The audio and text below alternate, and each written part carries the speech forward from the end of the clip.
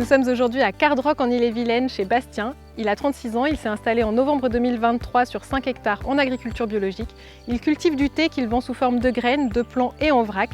Et il est particulièrement fier de relocaliser cette production au sein du bocage breton. Bastien, ça fait bientôt 3 ans que tu es installé. Parle-nous un peu de ton parcours jusqu'à devenir agriculteur.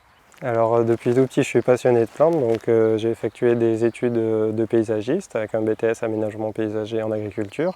Ensuite j'ai effectué des études en développement durable et puis donc j'ai travaillé en lycée agricole pendant 10 ans auprès de jeunes en apprentissage. Et depuis 3 ans je me suis lancé dans l'aventure de la production de thé, donc en agriculture biologique. Tu concours dans la catégorie biodiversité. Comment ça se traduit aujourd'hui sur ta ferme? Donc en effet, je suis engagé dans la catégorie biodiversité puisque le théier, c'est un camélia, Camellia sinensis, donc c'est un plant qui va évoluer plutôt à la mi-ombre.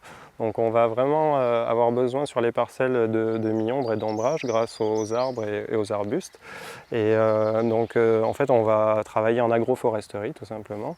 Et on va aussi développer différentes techniques pour garder de la fraîcheur et de la diversité sur les parcelles, à savoir par exemple les systèmes de paillage, la plantation de haies bocagères, d'arbustes pour couper le vent aussi, pour pas que les théiers se dessèchent, et aussi garder de la fraîcheur avec la présence du plan d'eau qui est sur la ferme. Et quels sont les résultats que tu observes concrètement sur tes parcelles? Donc concrètement, on voit la présence de différents insectes déjà, du fait de la fauche tardive, de laisser la prairie naturelle, avec la présence de papillons, de coccinelles, de cirques qui vont m'aider aussi en lutte biologique sur mes cultures. Le fait d'avoir replanté des arbres, ça permet de protéger aussi des vents, donc ça va garder de la fraîcheur pour les plants. Les paillages naturels vont favoriser la vie microbienne, donc il y a beaucoup d'activités micro-organiques, d'avoir de l'humus aussi pour nourrir naturellement les théiers notamment. Si on regarde sur les prochains mois, quels sont les projets que tu aimerais encore développer sur ton exploitation? Alors vraiment ce qui est important, c'est que les théiers grandissent et produisent, ça c'est vraiment un enjeu important, et puis ensuite de pouvoir accueillir le public sur la ferme. Donc l'idée c'est que tu puisses venir cueillir le thé et fabriquer directement sur place dans le cadre de petits ateliers ou de formation.